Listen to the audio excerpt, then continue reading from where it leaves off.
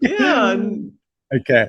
Yeah, so I'm a proud father and husband. I have two kids, a 3-year old and a 5-year old. I live in Komaki, which is about 45 minutes south of Cape Town. And yeah, I'm a professional big wave surfer. So I track storms that are forming around the world. And when it looks like they're going to produce really big waves, then I fly over and I often land the evening before. And then I have a media team with me and we document these big swells. We surf these big waves and create movies and media. And yeah, I'm also now in the speaking game. So I do quite a bit of public speaking. And I'm also entering the coaching space as well at the moment. I work with teen boys. And yeah, that's a little bit about me. Well, I don't know what. Not often do I get to talk to someone whose profession is big wave surfer, right? It's quite a title. Probably not so many people in the world doing that. Um, but how did it come to be? Like, when did it start? How long have you been doing that? Well, I grew up in Komaki, which is a really great kind of place to be to get into surfing and also into big wave surfing. Like I was in a house on the beach, and right about a kilometer out to sea, there's a big wave called Sunset, which gets up to the waves get about 3-4 stories high out there. They get Hmm. huge, and from when I was very young, I could see those big waves breaking out there and people surfing it. And but at the time, growing up and at school, I thought I would never do that. It just looked really cool, but it was almost like the vision was paved there before me. And my dad, he's been surfing now for 62 years. So he Oh, started wow. when he was 10, and he would drag me out to surf some of the slightly, like I would say, the medium sized waves. And from a young age, I really enjoyed pushing myself in those bigger waves. Um, and yeah, so lots of little stepping stones, getting into it early and working my way up. And suddenly I find myself out at Dungeons, which is the really big wave we have off Hart Bay. Hmm. It delivers some of the biggest waves in the world. And I had my first session out there when I was 17 years old, and had a very bad experience. I got 5 huge waves crashing on my head that I felt like I was close to drowning, and I actually was going to get out of the water, get back on the boat, and have nothing more to do with big wave surfing. And while I was paddling to get out of the water, I caught the biggest wave of my life at that time, and it was such an incredible ride for me and experience, and that kind of opened up the whole door for me of big wave surfing. And from that moment onward, really, I started to train and Hmm. prepare mentally and physically for big waves. And when I Yeah. mean big waves, I'm chasing these waves that are 3 stories up to 7 stories high, It's so and hard to imagine breaking in even. deep. Yeah, it is. It is hard to imagine. It's like a moving mountain of water. Yeah, and Yeah. we're trying to catch these things.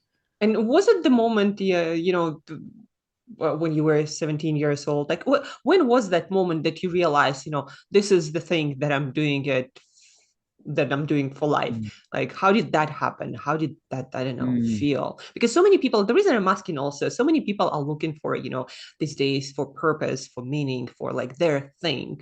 And they're not sure often how to approach that. And how do you know if that's like the thing? How did it happen for you? Yeah, I mean, it's for me. It took quite a radical experience. I think, as I mentioned, like I felt like I was going to drown, and then suddenly I had that incredible ride. Um, I strongly believe that we all created for a purpose, and a lot of people Mm-hmm. have differing beliefs on that. But I think I would have found my way to it eventually, if it Mm-hmm. wasn't even for that one session. But yeah, it's even when I grew up, I was surfing smaller waves and competitions. It was all you were getting judged on tricks and things, and I enjoyed the surfing, but I felt like my passion wasn't really coming alive. And Mm-hmm. so I carried on searching, and then I think I really found it in big wave surfing. Mm-hmm. And yeah, I think a lot of us, like, our our passion, it's powerful within us, and I think a lot of the time maybe we're scared to take those steps towards finding our passion. But I Yeah. think a lot of us know what it might be, but maybe there's things that are holding us back from moving into that space. And I understand, like, people want security, they want the comfort of I don't, maybe even it's like a well-paying job, or consistency. But Yeah. yeah, I think a lot of us know where maybe our purpose lies, but sometimes we're scared to maybe answer the questions of how do we get there, or Yeah. what does that life look like living in that purpose. And you talk a lot about, fear, and you have this quote also that I love: our big moments of purpose lie on the other side of our fears. Right? Can you speak more about that? I guess what I'm trying to also maybe talk more about is that sometimes people think like, well, if that's my thing, I would just feel like doing that all the time, it's just Yes. going to be this joyful experience. Yeah. Can you talk to that? Yeah, why you Yeah. speak so much about fear and this like notion that Yeah. no, actually your purpose might be the most scary, the scariest thing that you get to do. Sure. Yeah. Well, I mean, a good example of that is people ask me, what's your favorite wave to surf? And I always say my favorite is this wave called Jaws in Hawaii. And I don't have fun when I'm there, but it's the place that I fear the most, but also the place I've had the most fulfilling moments, most purposeful moments of my life. The waves are huge and scary. But at the same time, with that, I've found this incredible sense of purpose out there riding Mm-hmm. those big waves. And I think that we're called to live a life that's really big. And Mm-hmm. in order to step into that life, we have to stretch ourselves. And as you mentioned, it's not going to just be like, oh, I feel like doing this. It's going to be fun and I'm going to enjoy it. It's not, it's really not like that. I found time and time again, I have to stretch myself. I have to encounter fear. And I've been Mm-hmm. surfing big waves for almost 20 years, and I still get really scared every time there's big waves coming. And I have to face fear. I have to grapple with it. I have to Mm-hmm. try and move through the anxiety. Like one of the things I talk about, moving from Yeah. anxiety into excitement.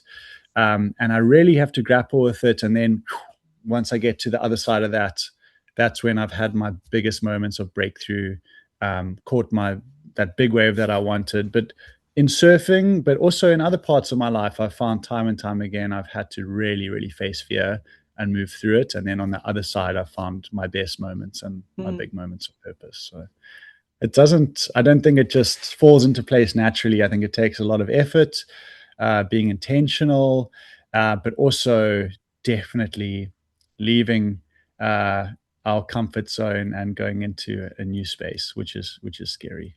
Yeah. Well, it is scary, and for you it's also um very much life-threatening, like literally, right? You can die there. And yet you overcome this, fear over and over and over again, and you get back there. I think like what I'm curious about, how did you, like the first time, and maybe you remember that, maybe not, but you were faced with this fear, right? How did Mm, you decide to get to the other side? And also like the mm, follow-up question, like why do you think so many people stuck on this mm. side get stuck, right? On the wrong side of it, yeah. Yes, exactly.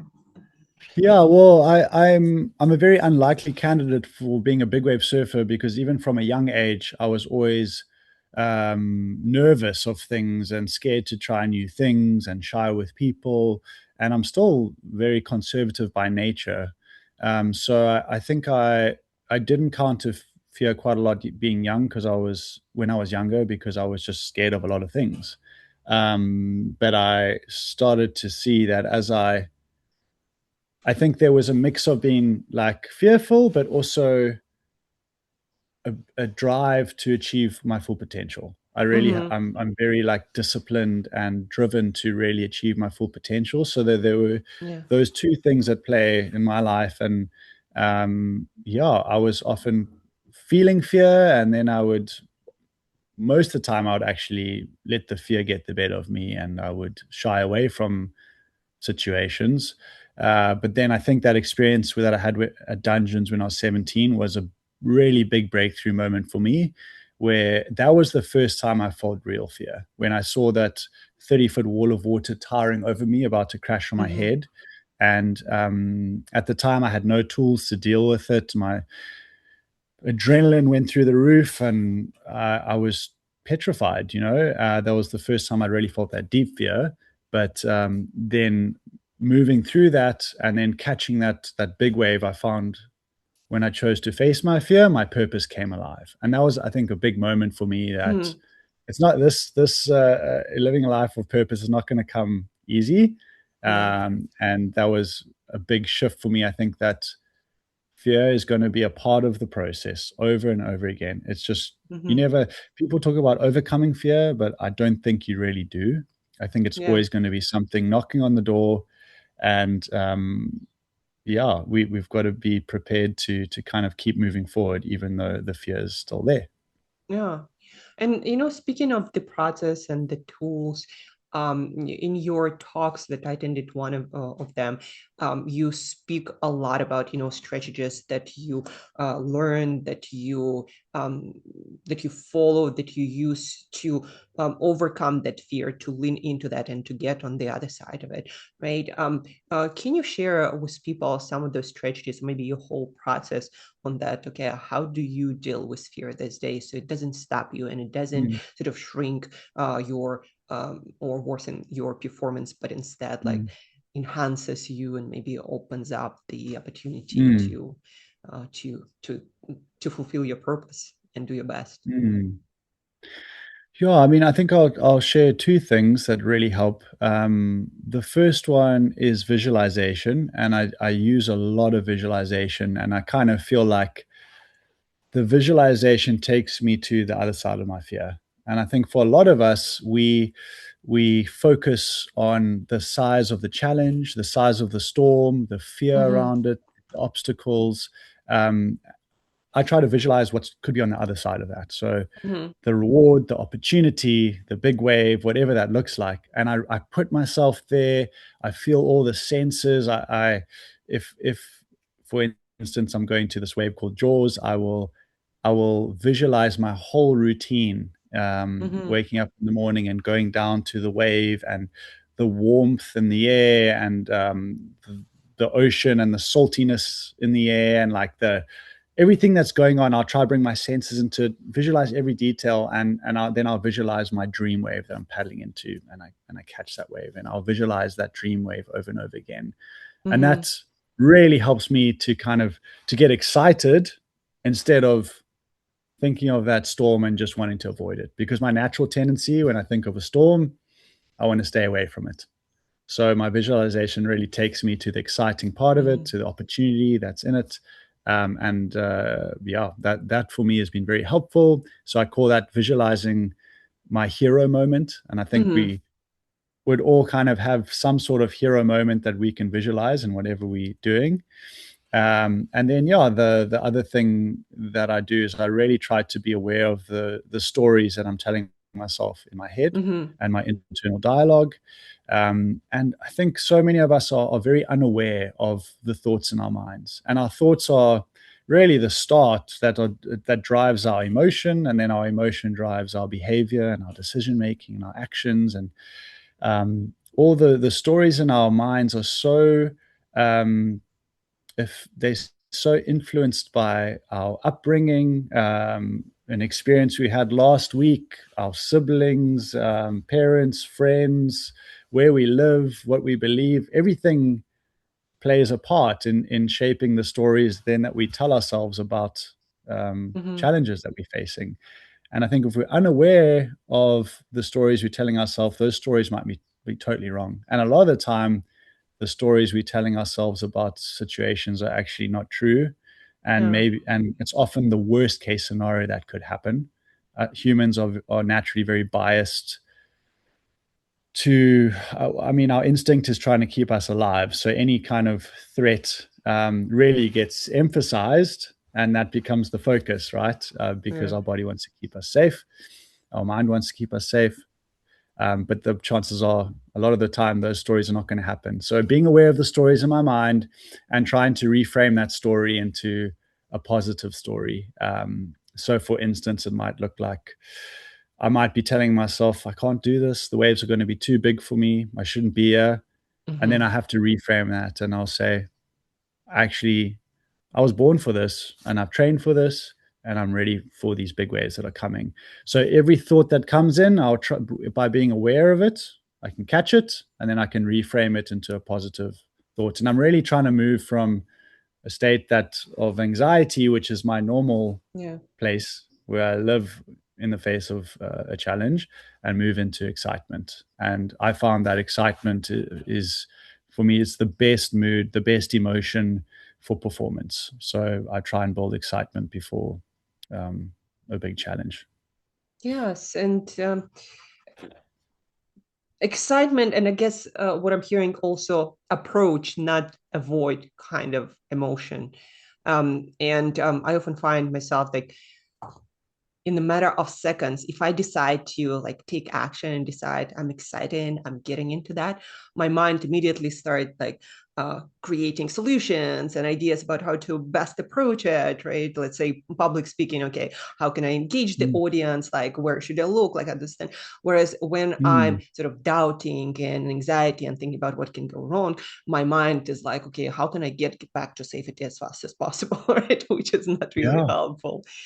And we Do you want to just avoid that whole situation entirely when we think like that, right? Yeah, I guess what I'm trying to say is like the mind, it's it's gonna be on your team depending on what sort of you choose to focus on. Like let's say I'm Yes. deciding I'm in go mode and it's time to take action. So the mind will figure out the best way to prepare you for that.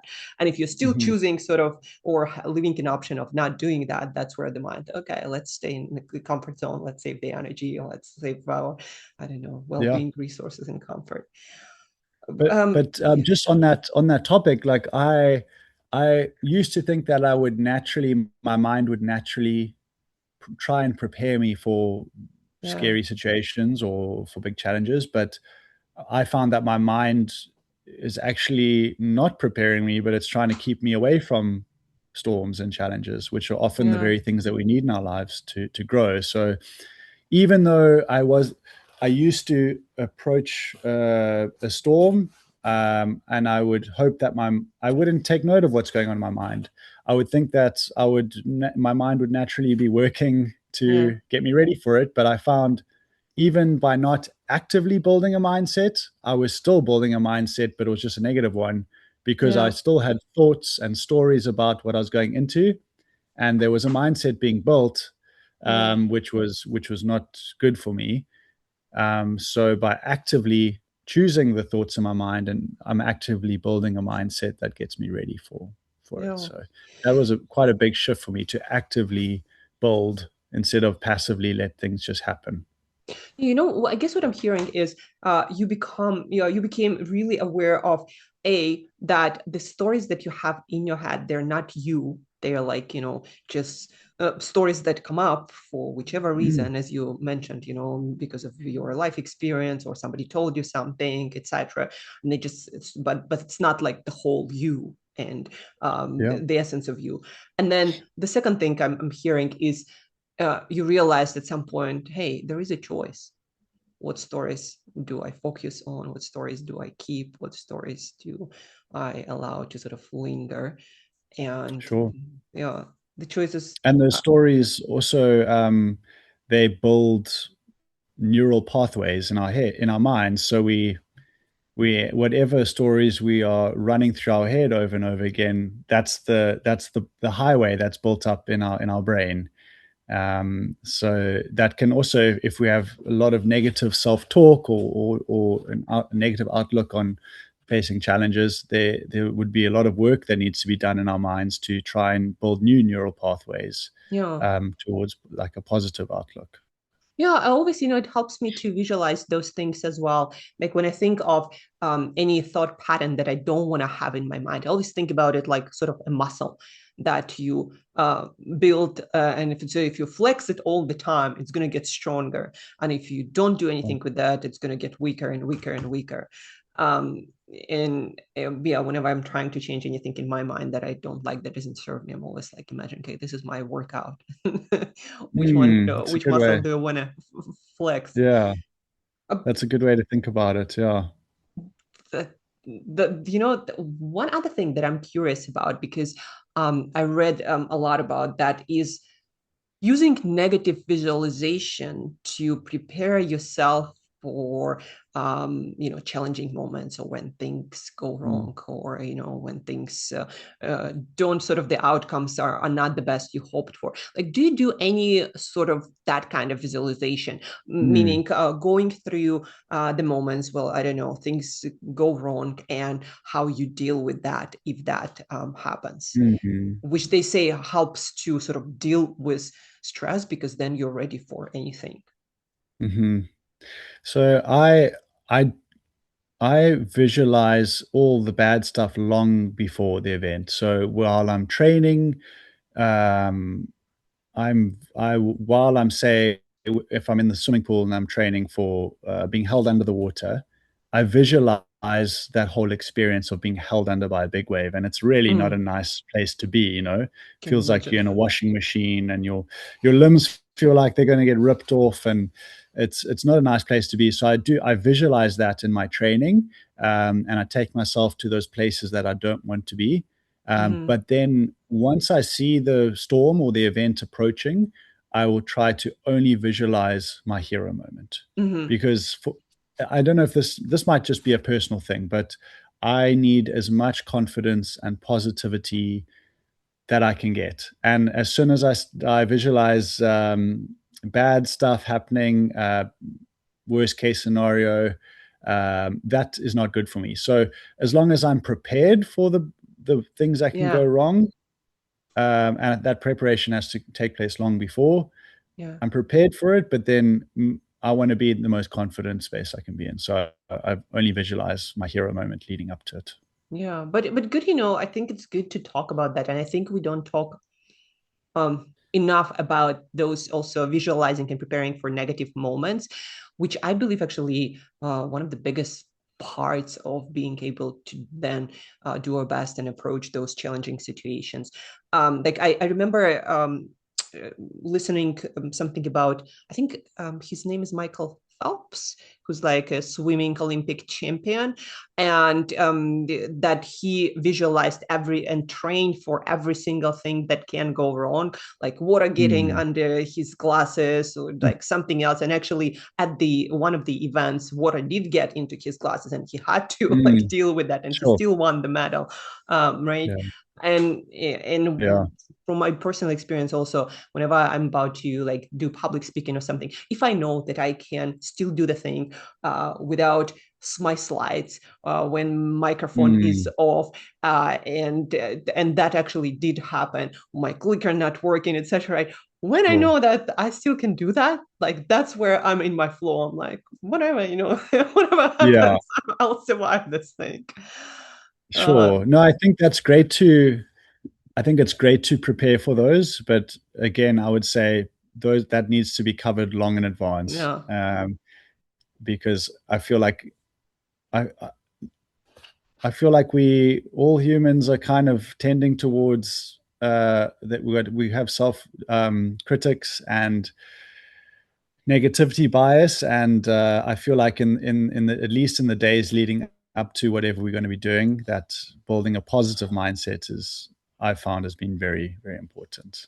But Yes. sure, be prepared for the worst, 100%, but do it Yeah. long in advance.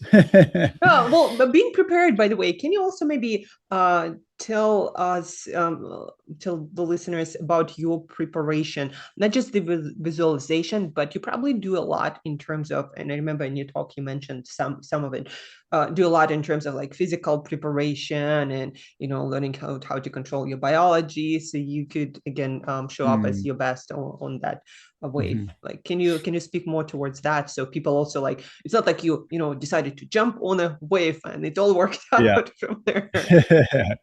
Yeah. So I kind of have these non-negotiables of preparation, which is my physical training and my breath work. So, for instance, on that part, I would say um, things like some of the things I do. I'll get in the swimming pool. I do sprints swimming to get my heart racing to mimic the adrenaline that I have Mm, in the big wave environment. And then I'll swim under the water for the length of a long hold down. So how long that wave might hold me down at the longest. And while I'm swimming under the water, I visualize being pushed down into the darkness. I take myself through all the uncomfortable feelings of mm, really needing to breathe, my chest burning, my heart racing, but I can't breathe until the wave lets me up. I take myself to those places over and over again so that when it happens in real life, I don't panic. yeah. So, yeah, breath work, physical training, that's one part of it. My making sure all my equipment is I can trust it. Like I work with my surfboard shapers, and we've got an inflation vest when we surf big waves, so I can pull a cartridge and sorry, I pull a tag and it punctures a cartridge of compressed air, and it will inflate around my body with air. Mm-hmm. Making sure all my equipment is ready. Uh, some of the things in my mind that I talked about, visualization, self talk, those are very important. And then also some of the things I do is I analyze the storms that are coming. So Mm, even a storm would seem like something that's so unpredictable, but there are patterns, and I compare the storms that I'm seeing to past storms, and I look at the numbers, I look at the energy, the swell heights, the direction of the swell, the wind, the tides, the dangers at each place that I'm going to. I even know, for instance, when I surf out of dungeons out here, it's just out my window here. I know exactly which part of the hill and which bush on the mountain I'm going to line up with. That tells me mm, how far left and right I am while I'm out there in the ocean. And I look sideways and I line up the slope of the hill and the other mountains behind it at Fishhook, and I know exactly how far out to sea I am. So I really try to build this whole foundation of mm-hmm. readiness that I ask myself, am I storm ready or am I not? And Yeah. I try to have all these non-negotiables in place before I go into that storm. Yeah, I guess it's also very important to learn about that because in different pursuits with a lot of unknowns and a lot of uncertainties, sometimes it feels or looks like from the outside that it's just, you sort of hoping for luck. But actually, yes, luck is always, a factor, but also a lot of preparation and thinking and analysis goes into that. So you actually succeed more often than not, and you get out of it alive. It's easy Yeah, yeah, record. 100%. And when we prepared, our minds work so much better. We have that underlying confidence. We almost feel like we deserve to succeed. If sometimes when we're not prepared, we just honestly feel like we don't deserve it, and that can be so undercutting as well to our performance. So I really feel like all of the preparation is really to get my mind in the right place to go and perform. Yeah, it kind of, reminds me, although obviously very different, when I rollerblade, when I finally like learned all the, techniques and tricks, etc. That's where I finally could let go, and my mind also could focus on the moment and addressing like the small Mm, issues that come up versus thinking about like how do I don't know, put my foot, or how do I brake, how do I not fall here, right? And I feel like in a lot of uncertain mm. situations in life, it's like once you uh, have mastery of those basics and you know where you are, you know your sort of terrain and everything, that's where your brain can actually now get into the situation and analyze things as they come up. Sure. Yeah. And I think that is a very important point. Like all of the other stuff becomes maybe second nature. You can even enjoy the moment a lot more. You can Yeah, absorb all the things going on. And then also when things go wrong, you can remain calm and you can make good decisions, right? You can yeah, adapt and change as you need because you prepared. yeah, And yeah, I've always felt like the more prepared I am, the more grit I have. So I have so much more resilience as well when things go wrong. If I'm prepared, yeah. that really helps a lot to be able to bounce back quicker as well. Yeah, I guess, as they say, also, if you want to feel less fear in any situation, you want to just run through it, prepare, and go through the experience as much as possible. So then that whole experience becomes more of like, as you said, second nature, and something Sure. that where you can feel almost like you're doing something out of habit, not just reacting Mm. on the spot. Um, Yeah, for sure. Matt, like besides obviously surfing, you do a lot of work that you already mentioned in terms of trying to send a certain message into the world, right? You do speaking now. You start doing coaching, and then you have a movie over the edge. Like, what's for you in doing all of this work? What are you trying to get into the world? Like, what's the message? What do you want people to sort of maybe do more of because of your work? Hmm. Oh, it's a good question. I think that I'm trying to encourage people. One of the main messages that I also tell my boys is like my son will say, "I'm scared, but I did it anyway." um, so yeah, to really like take heart and have courage. And I think that nothing great or big will come to us unless we are willing to stretch ourselves. Um, that fear is a part of the process, and Mm, if we want to do something significant, we really do have to put ourselves out there. We have to take risks, and mhm, hopefully those are good risks. I think things like preparation and experience help us to decide when it's a good risk to take. But yeah, we really do. I believe we're all born with gifts, with talents, and that we should be using those to do something amazing with them. Whether we're doing something inspiring ourselves, or we're using that to help other people, yeah, it's so important that we're proactive with. Life is so short, and it's so important to go big, I think. Yeah, go big and surf your big waves as the yeah. approach instead of We avoiding them. all we all have big waves in our lives, and I think we kind of all know what those are. So Yeah. yeah, just an encouragement to surf your big wave, whatever that looks like. Well, speaking, of those big waves that people that might be approaching people at different stages of their life, what would you recommend people to do? Maybe like step one, step two, step three. They are facing their big waves, whether that's work or relationships or maybe health or whatever that is. Like, what are the first few things that you Hmm. think people well should do to do it in the right way and to approach it and Yeah. to have this beautiful Yeah. transformational experience. Yeah. Yeah. I think that a good starting point is to be prepared, like for what you're going into. Mm, Be prepared, um, and that make sure that the reward or the thing on the other side of it is worth it, is worth the effort. mm-hmm, I think a lot of people unfortunately work or they do things, but they actually don't really know why they are doing it or what the purpose is, mm, and they put a lot of effort into something, but they don't know kind of why. So I think knowing mm-hmm, what you're working towards, what's on the other side of the fear, what's on the other side of the challenge, that must mean something to you. That mm-hmm, that needs to be important to you, and that can be um, very motivating to get you through the tough times, when you kind of have in mind the reward or the opportunity on the other side. Being prepared for what's ever coming your way. There's no shortcuts, and you have to be disciplined and being prepared.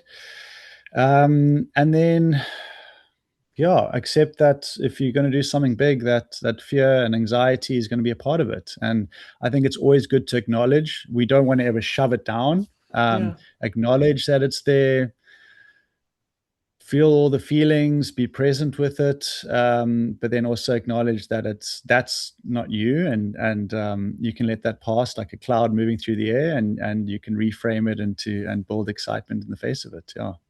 whatever you're facing.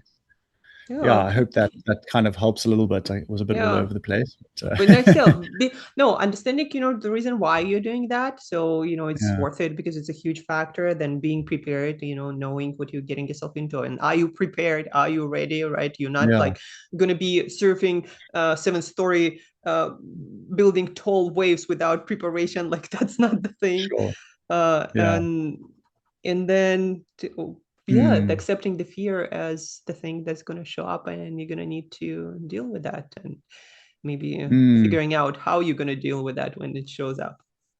Sure. And also just thinking on that, I think a lot of people will often feel a bit stuck or overwhelmed when they're thinking of a big thing that they want to do, but taking those first little steps towards it's also Mm, very important. Like I've had many moments when I mean that one story I spoke about in my talk when you were listening is I was crying. I was so fearful and overwhelmed, but I traveled all the way to Hawaii for these huge waves, but I was so scared, but just taking that first step, yeah. that's the first little bit of momentum, taking a step towards it, and then taking another one. And my big wave journey has been a whole lot of little stepping stones that have brought me Mm, to in surfing on the biggest stages around the world. So taking those little steps towards it in the right direction and being intentional about it has been very important for me. yeah. It reminds me of this phrase, how do you eat an elephant? Like one bite at a time, right? And it also Mm, reminds me of one story like a client recently told me about how she was afraid to let go of certain like operations in her company that she spent so much time building. And when I told you, well, you don't need to do like just one big chunk at all at once. Just if you do it step by step, like giving mm, one task, then another task to a person and seeing how they handle it. So I feel like a lot of big things in life, if we just approach them like one small step at a time, they also actually mm. trigger a lot less fear. I feel Sure. like, okay, I'm just doing this step, I don't know, preparing presentation for the talk. I'm just practicing, Yeah. this in front of the mirror. When you like do it one step at a time, it's often like what I found a lot less scary.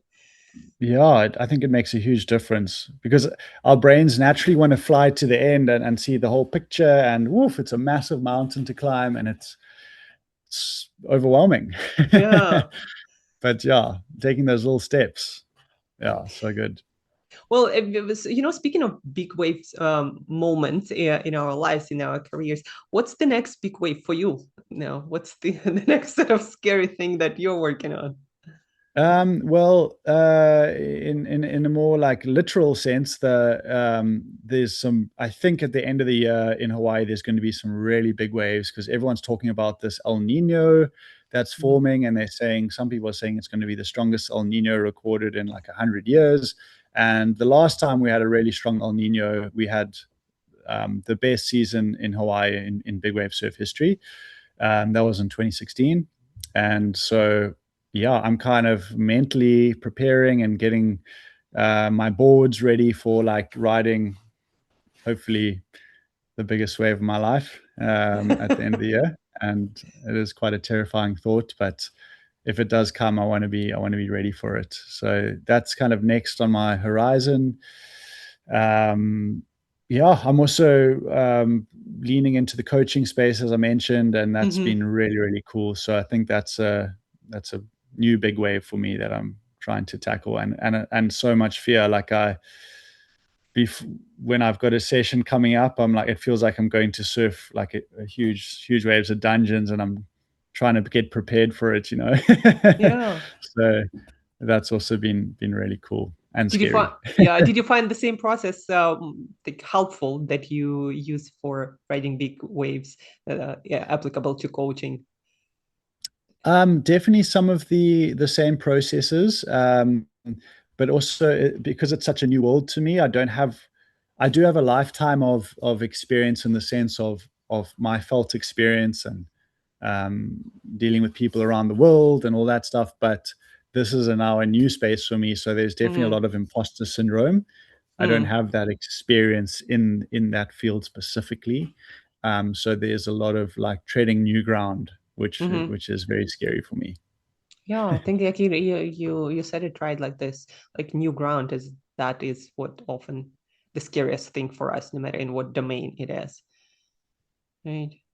Um, Definitely. What are some of the things you do when you're facing fear? How do you cope with it yourself, and what are some of your yeah, processes like? I think, it's pretty much the same what you explain, in a sense that, like, I also studied a lot of high performance psychology and like the process, and I coach a lot of people on going through difficult moments in their lives. And it's a visualizing, okay, like what it is you want, very clearly, what's the experience you're afraid of. There is this phrase, fear is a mile wide and an inch deep. When you actually define your Mm, fear, like what exactly it is that you are afraid of, right? mm, All of the details. Uh, and very often you'll find that actually what you're afraid of either very unlikely to happen, or I also invite people, and I do it myself, actually walk yourself through the worst case scenario. And for most of us, it's not dying, right? Uh, are you still there? I think yes, yeah, okay. yes, I am.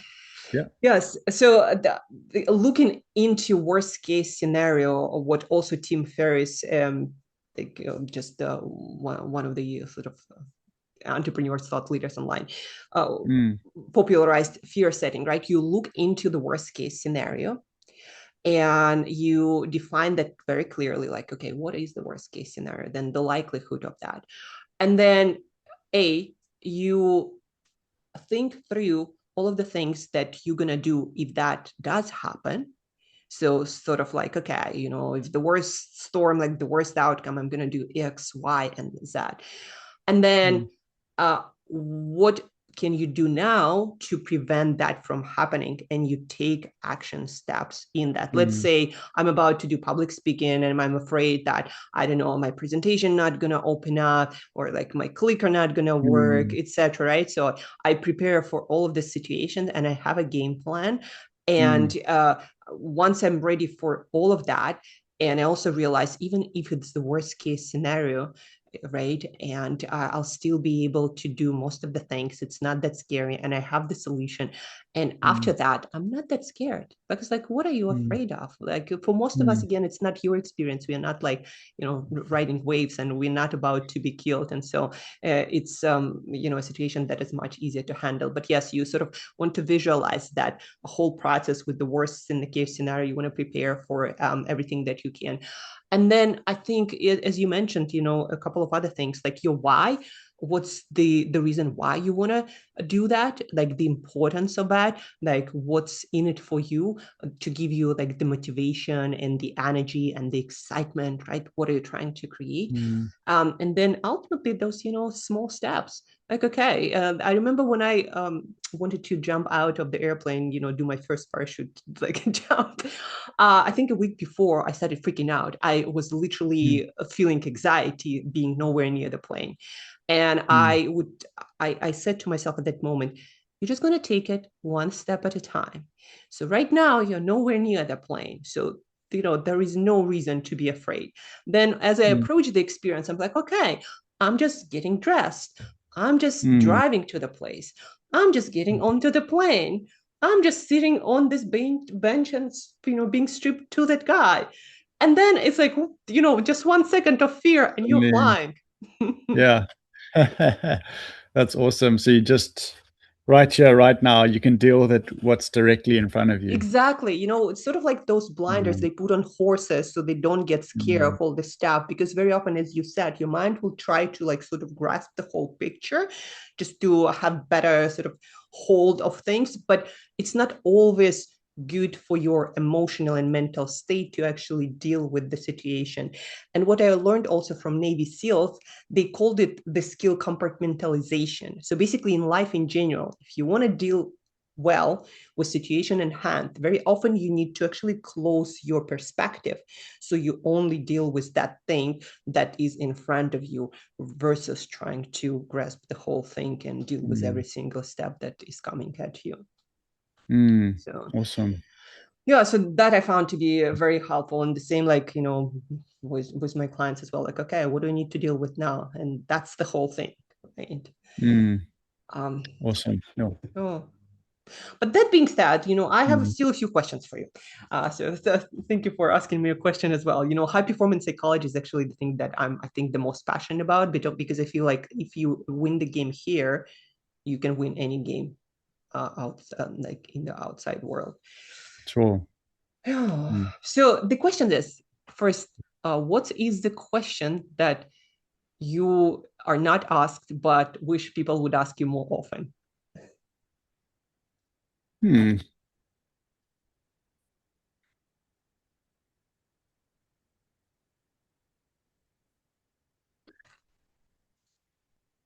Maybe it's along the lines of like um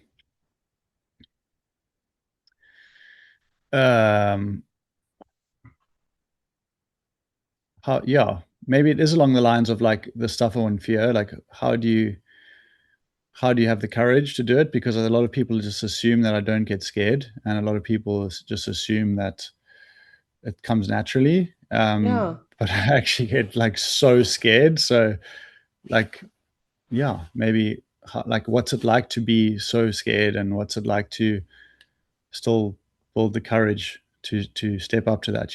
Because most people think, oh, I'm just yeah, going to paddle out now and go surf a huge wave. So yeah. because What maybe tell us about this experience?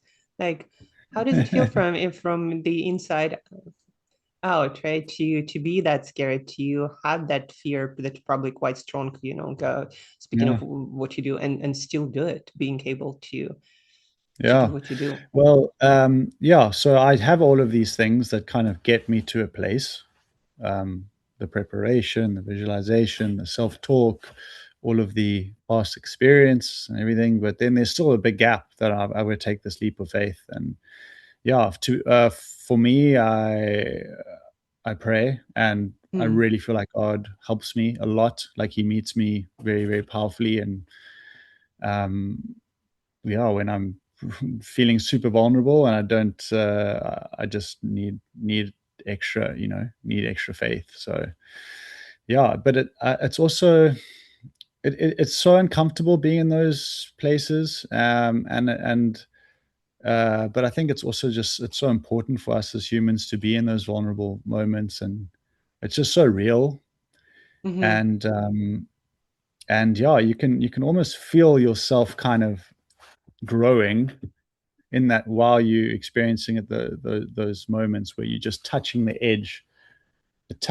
of your potential, or the fear is just so overwhelming, but you're Yeah. still able to like know that there's a purpose in this.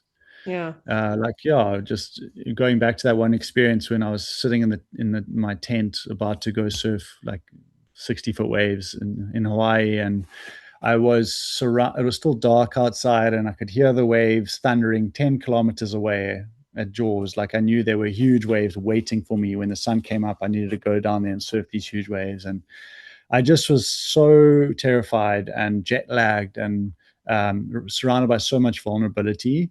But I also realized, like my one friend told me, it's a privilege to feel pressure, and Mm. yeah, I guess that's really where the diamonds are made, right? And I just felt like in that moment, in that vulnerability, I thought this is like exactly where I'm supposed to be, and this is what I Yeah. actually need right now is to just be so stretched, but I'm surging forward, I'm taking the steps, and I'm still going to go do this thing. Yeah, it Hmm. was like actually a privilege to go through that and then reflect on it, how amazing that experience was. And I think that a lot of us, we don't take ourselves to those places where we're super super stretched. Like Yeah. maybe we overworked in another sense, but um, and overwhelmed with life. But I think we often don't take ourselves to the edge of our potential within our passion. Yeah. It's a very special place to go to, where we're really really stretched. Yeah, I guess what I'm hearing is you able to overcome that because what you feel on the other side, and I feel like that's what hooks you, is that sense of being the most alive and on purpose, and being like this in the right place at the right time and doing exactly what you're meant for. Uh, Yeah, yeah. Yeah, and that potential That's I can great. so relate. It's the mission of my life is to help to people to unlock more of their potential, and what drives me personally Mm. is like that feeling of tapping into that a little bit more Mm. with every, I don't know, fearful experience that I choose to take on. But that's the Mm. That's like amazing. where you feel the most alive. I can so relate to that. Um, Cool. Yeah. but another, question that I wanted to ask you, um, given again what you do and what you've been through, and you're so young still. Like, do you ever think about um, sort of the end of your life or the ultimate vision of your life? Or let's say you're 90. What is good life for you from that point Mm. of view? You're looking back Mm. at all your experiences that you're still to go through.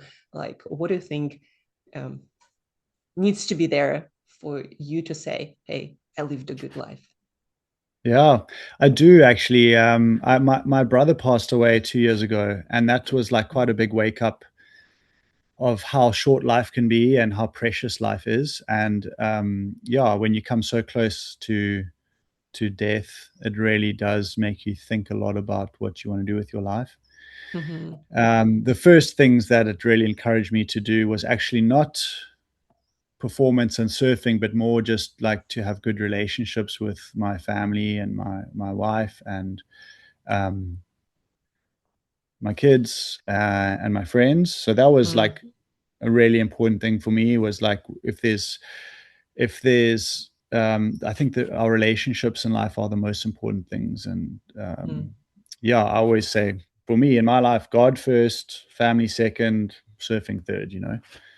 So yeah, it's I think it's what that question you're asking is so important to take ourselves to the end of our lives and what if we look back, what's going to be a good life, and I do think about that. And I think if I can inspire people to ride their big waves, that would Yeah. be a really cool thing, and help a lot of people. I really want to um, encourage people to be able to like break those chains of fear of failure, Mm-hmm. fear of not being enough.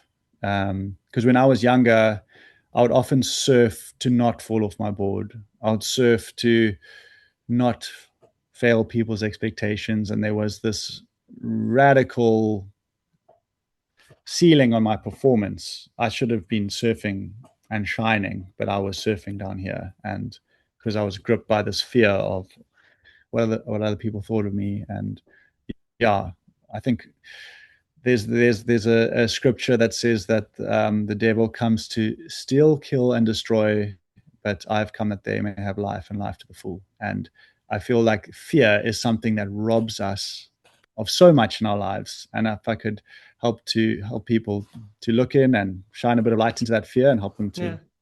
live a bigger life, I think that I would be pretty stoked. Amazing. What a great vision. I think it's also a good time to maybe finish our podcast and yeah, to get on with living our big lives, riding our big waves. Um, Matt, again, thank you so much for the interview and for I'm sure inspiring more people to approach their life in a bigger way and to unlock more of their potential and to do the things that they're fearful of. As maybe the last message or something that you would like our listeners to you would like our to leave our listeners with, like what's Mm, maybe the message or an action step mm, or awesome. yeah, anything as a parting thought. Uh, Something that's maybe at the forefront of my mind would just be go and define what your big wave is that you need to ride, and then start taking steps towards that. And that'll help you to, yeah, like riding that big wave is probably what's going to really give you that sense of purpose. So, yeah, Yeah, what make you is come it alive. for you? Yeah. Yeah, Yeah. what a good question to finish with. Well, and the very last question is, where do you want people to go to connect with your message, to learn more about your work, to follow your journey?